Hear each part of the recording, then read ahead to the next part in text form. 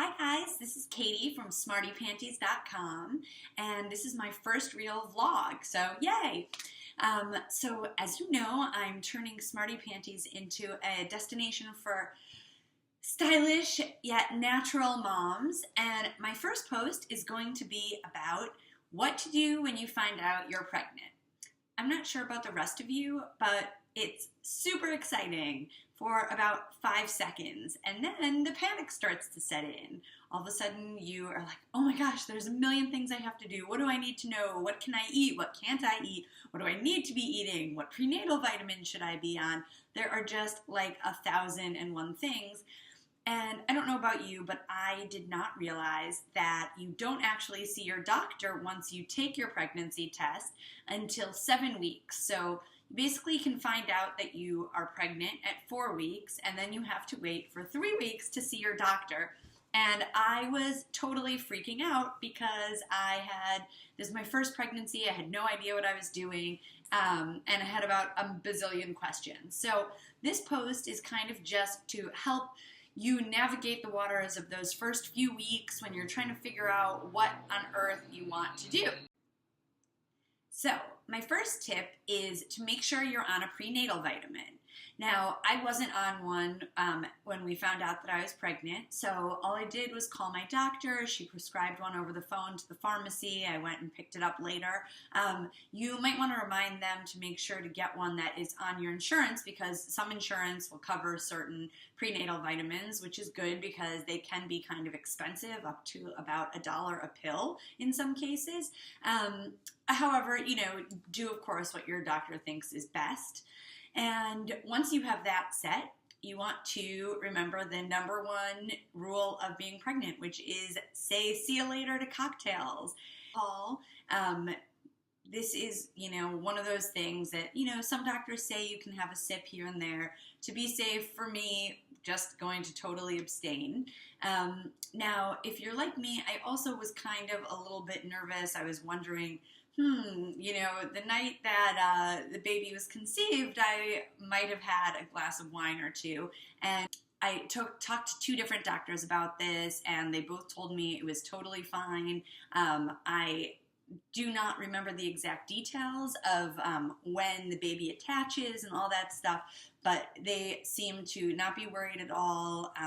Of course, once I did find out I was pregnant, I have not had any alcohol since then. Next, you want to make sure that you choose a doctor that you're happy and comfortable with. For me, unfortunately, I had a doctor that I loved, but she was out of network for my health insurance. And, going for routine checkups every year, I was happy to pay out of pocket. But once, I was factoring in the costs for what the pregnancy and delivery and postpartum appointments would be, it was really adding up.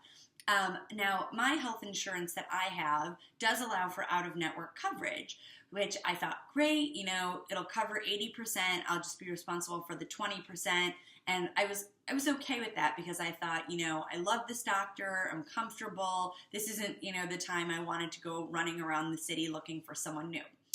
However, I decided to call and find out, an estimate of what going out of network would really end up costing me, and I'm really glad that I did. I highly recommend doing the same if you are in a similar situation. Even though my insurance said that they cover 80% of out-of-network doctors, that really means they cover 80% of what they consider to be reasonable and customary. Now, that is very, very subjective term, and it's kind of all up to the insurance company, so it's a bit frustrating. In my case, for a nice round number, let's say my doctor was going to charge for everything, tests, delivery, everything from prenatal to postpartum, say $10,000. That's around what the cost would have been. Now, my insurance company said that they were going by the Medicare rate, and that was about $2,200. So they basically were offering to pay 80% of $2,200. Now, of course, I called them. They were supposed to give me back an exact estimate, and I never received a phone call back, which, seems kind of typical of insurance. And just having gone through that process alone and seeing how frustrating it was and trying to determine the costs, I just realized that when I am really deep into the pregnancy and when I have a newborn, that is going to be the last thing that I want to be worrying about and hoping that, there's no additional costs, because of course the $10,000 estimate is if everything goes well. So, then that's just something else you're going to be stressing about. So when it came to my situation, I decided to switch doctors, which of course is not what you necessarily want to be doing when you are really nauseous and feeling really hormonal. It's a little scary, but I asked for recommendations from friends. I found a really great office that I've been really happy with. So it is not as scary as it seems, but it's definitely worth looking into, because you don't want to end up with, an $8,000 bill at the end when you get your little bundle of joy.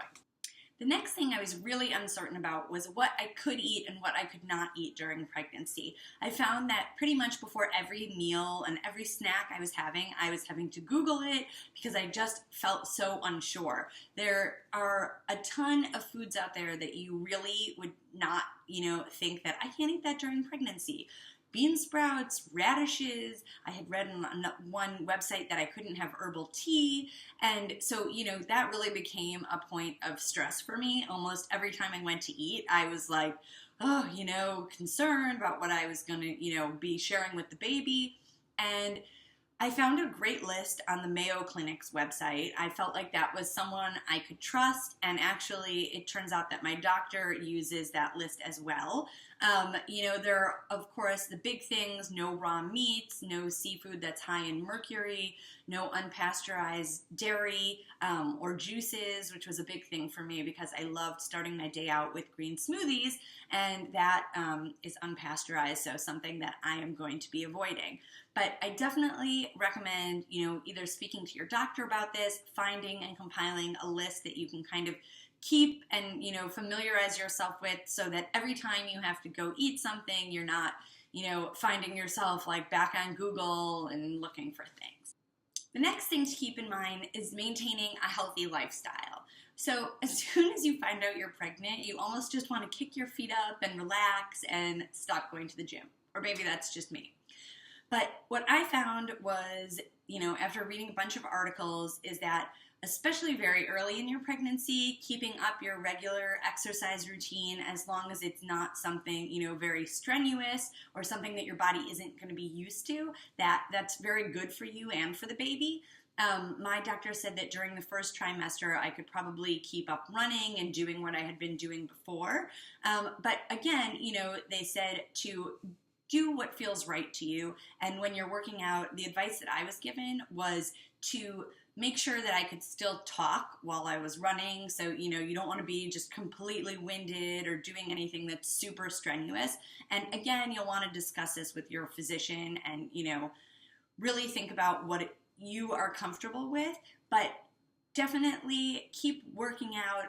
Low impact aerobics are something that they really recommend. Walking, biking, swimming is supposed to be really good for you. So finding something that works for you and just staying active is supposed to help you have a healthier pregnancy and help you have an easier time recovering after the pregnancy as well. Okay, so the next thing that I did was to go online and download about 1 million pregnancy apps. So after looking through tons of different ones, I found that the Bump is probably my favorite, followed by What to Expect When You're Expecting. I really like those. They give you nice little updates. They send you emails with really helpful articles every couple of days, and I've learned a lot from them. They also do that really fun thing where they tell you what size fruit the baby is, and that's, kind of exciting as you're going along. The next thing I would recommend doing and remembering to do from the beginning is to take photos. And I was guilty of forgetting to do this right in the beginning, but I feel like you have pictures of yourself from before the pregnancy, so you can remember what that looked like. But starting and keeping track of week by week, it's kind of fun just to see as the baby is growing. My next piece of advice that I have learned is that I wanted to buy everything. I wanted to go online and just, was really excited. I wanted to, I saw a cute maternity dress. I'm like, oh, I want to buy that. But, it's kind of like, don't count your chickens before they hatch. It's very, very exciting time in your life, but there's no reason, at least for the first trimester, to really be purchasing anything. You probably are not going to gain very much weight, at least for the first 3 months. You may even lose a little bit of weight depending on how nauseous you are. I had a pretty rough go of things with the nausea, so I, at this point didn't gain that much weight just because it was really difficult for me to eat. Although the things I did want to eat were Shake Shack burgers. So, it all evens out. But then the next thing this kind of leads into is I recommend that you wait until the second trimester before you tell anyone about your amazing news. Now, it is literally the hardest thing for me to do. I hate lying to my friends. I hate lying to people in general. It is torture to me.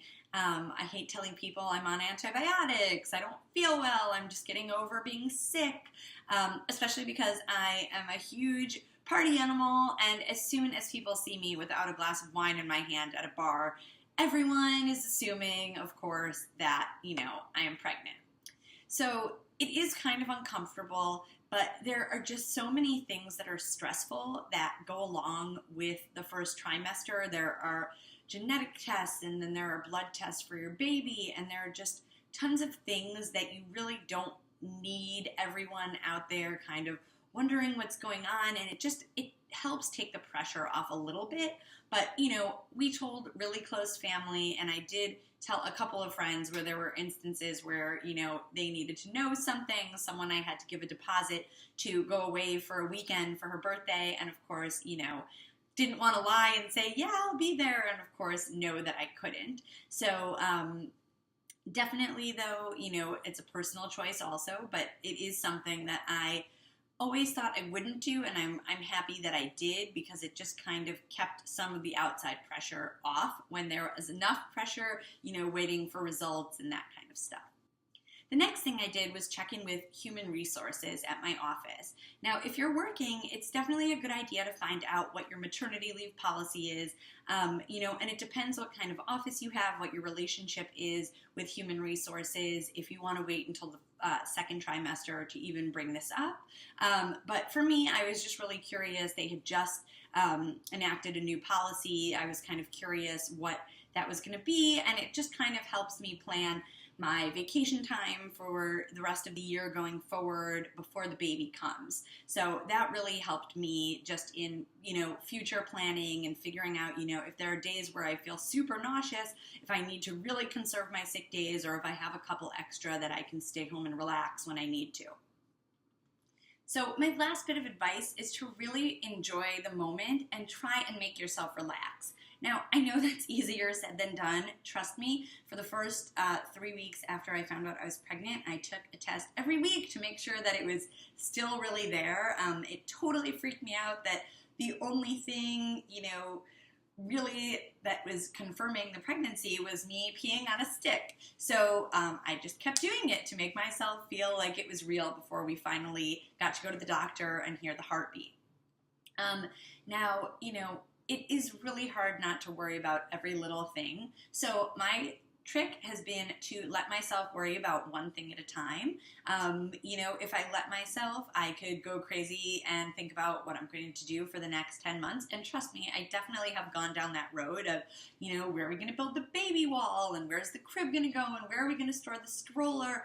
But instead, every time I find myself spinning out of control, I really try to just say, what is the next thing I'm worrying about? What are the next test results? And I let myself just think about those things. And I really even try to push that out of my head, because really there's nothing that you can do other than take care of yourself, eat healthy, exercise, get enough rest, and, enjoy time with your spouse, because it's just going to be the two of you for a little bit longer.